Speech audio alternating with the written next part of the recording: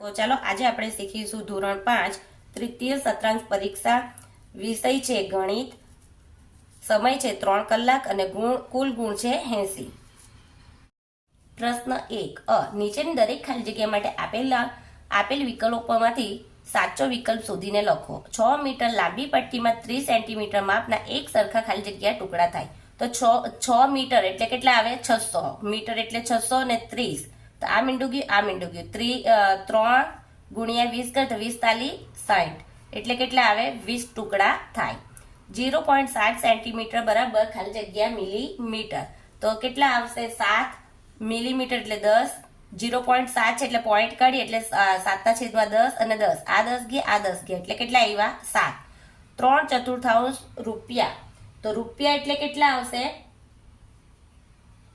100 પૈસા એટલે 3/4 ગુણ્યા 100 તો 25 ચોક 100 એટલે 25 ગુણ્યા 3 કરીએ તો કેટલા આવે? 75 પૈસા. ચોથું, કોઈ પણ બંધ ભૌતિક આકૃતિ એ સપાટી પર રોકેલી જગ્યાનું માપ એ આકૃતિ માટે ખાલી જગ્યા દર્શાવે. શું દર્શાવે છે? ક્ષેત્રફળ. 805 ગુણ્યા 25. ગુણાકાર કરીએ 805 ગુણ્યા 25. 0 5 દુ 10. અહીંયા મૂકીશું એક તો અહીંયા નીચે આવશે 8 દુ 16. પાછું 2505 વધી 2. અહીંયા 0 ને અહીંયા નીચે આવશે 2. 5 પંચા 40 એટલે 5 2 1 6 ને 4 10 0 વધી 1 2 એટલે કેટલા આવશે? 2125. 680 ને 13 વડે ભાગતા શેષ ખાલી જગ્યા મળે. તો અહીંયા મેં તમને કરી બતાવું. 680 ભાગ્યા 13. તો આપણે પહેલા બે સંખ્યા લીધી 68 થયા. 13 એકા 13 13 દુ 26 એટલે કેટલાથી ચાલશે? 13 પંચા 65. 8 માંથી 5 જાય તો 3 શૂન્ય ઉપરથી ઉતાર્યું મીંડું. 13 દુ 26. 10 માંથી 6 જાય તો 4 તો 2 માંથી 2 જાય તો 0 એટલે કેટલા બચ્યા? શેષ 4. એટલે જવાબ આપણો આવશે બી 4. 2 ઘન મીટર બરાબર ખાલી જગ્યા લીટર. તો 2 ઘન મીટર એટલે કેટલું આવશે? 200 લીટર.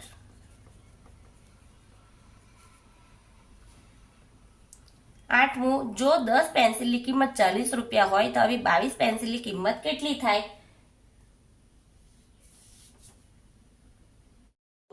અહીંયા આપણે કરીએ 10 પેન્સિલની કિંમત. અહીંયા મેં સાઈડ પર કરું છું. 10 પેન્સિલની કિંમત 40 રૂપિયા હોય તો 22 પેન્સિલની કેટલી? તો 40 ગુણ્યા 22 છેદમાં 10. તો આ મીંડું ગયું, આ મીંડું ગયું. 22 ચોક 88 એટલે કેટલા રૂપિયા થાય? 88 રૂપિયા થાય. ગુણાકાર કરો બોક્સ પદ્ધતિથી ગમે તે બે. તો 72 ગુણ્યા 54. તો અહીંયા જગ્યા નથી તો હું તમને નોટમાં કરી બતાવીશ. 70 ગુણ્યા 54 તો પેલા 72 છે એટલે 70 વત્તા 2 ગુણ્યા 50 વત્તા 4. તો આપણે 70 ને 2 લખીશું ને એને ગુણીશું કોને વડે? 50 વડે. 50 એટલે 5 હતા 35 ને આ 2 મીંડા એટલે 3500 ને 50 5 દુ 10. 50 ને 2 વડે ગણીએ તો 5 દુ 10 ને આ મીંડું એટલે 100.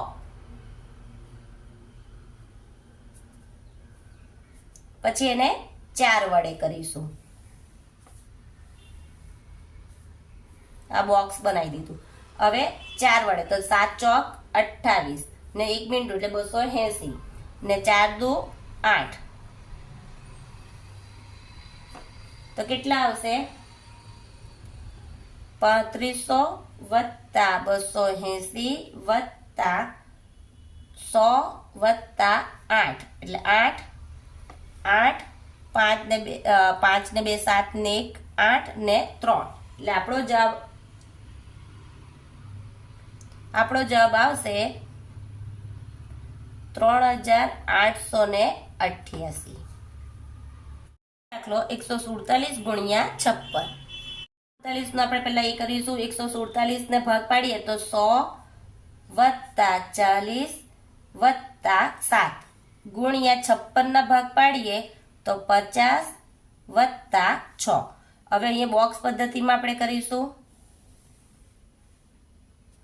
તો 100 40 અને 7. તો 100 ને આપણે કેટલા વડે ગુણીએ? પહેલા 50 વડે. તો 5 એકુ 5 ને 3 મીંડા 1 2 ને 3. પછી 50 ગુણ્યા 40 કરીએ તો 5 ચોક 20 ને 3 મીંડા એટલે 2000 ને 50 ગુણ્યા 7 એટલે 350. હવે કેટલા આપીશું? 6. એટલે 6 ગુણ્યા એ કરીએ 6 તો 600. 6 ગુણ્યા 40 તો 6 ચોક 24 એટલે 240 ને 6 સત્તા 42. હવે આ બધાનો સરવાળો કરીએ તો 5000 વત્તા 2000 વત્તા 350 વત્તા 600 વત્તા 240 વત્તા 42. તો 2 5 ને 4 ને 4 8 8 ને 5 13 3 વધી 1 3 ને 1 4 4 ને 6 10 10 ને 2 12 2 વધી 1 5 ને 1 6 6 ને 2 8 એટલે આપણો જવાબ આવશે 8232. દાખલો 365 ગુણ્યા 31. 65 છે તેના ભાગ પાડીએ 365 તો 300 વત્તા 60 વત્તા 5 અને 31 ના ભાગ પાડીએ તો 30 વત્તા 1. હવે એને બોક્સ પદ્ધતિમાં લઈએ આપણે તો 360 અને 5 તેને કેટલા વડે ગુણીશું? 30 વડે. તો 3 તાલી 9 ને કેટલા મીંડા? 1 2 ને 3 એટલે 9000. 30 ગુણ્યા 60 3 છંગ 18 ને 2 મીંડા એટલે 2 એટલે 1800 ને 30 ગુણ્યા 5 એટલે 150.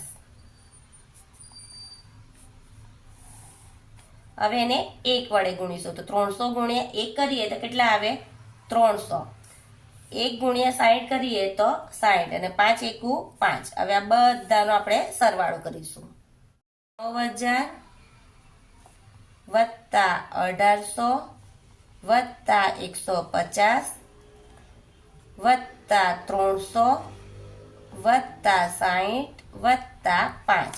તો અહીંયા જુઓ કે લાઈનમાં કરીશું તો 5 5 ને 6 11 1 વધી 1 8 ને 1 9 9 ને 1 10 ને 3 13 3 વધી 1 9 ને 1 10 10 ને 1 11 આવશે 11315.